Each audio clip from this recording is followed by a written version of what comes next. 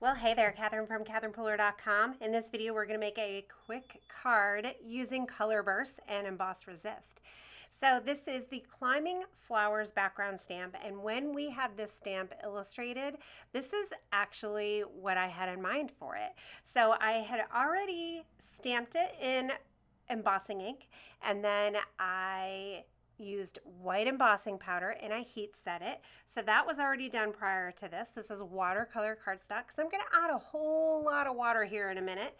I'm just sprinkling on some of our new Colorburst powders. These are concentrated watercolors. And once you spray water on it, that color is going to burst to life. So look at how gorgeous that is. So I've got some really nice green in there from the Mardi Gras, there's Samba, and some yellow from Limoncello. And I'm just letting it sit for a second for that color to kind of move around where it wants to go. The embossed stamped image is resisting the ink and staying white. This is one of my absolute favorite techniques. Anything with emboss resist just makes me squeal. I love it.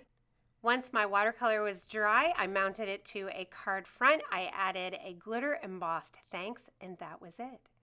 Thanks for joining me today. Hope you're inspired. Subscribe to my channel, leave me a comment, and I will see you soon.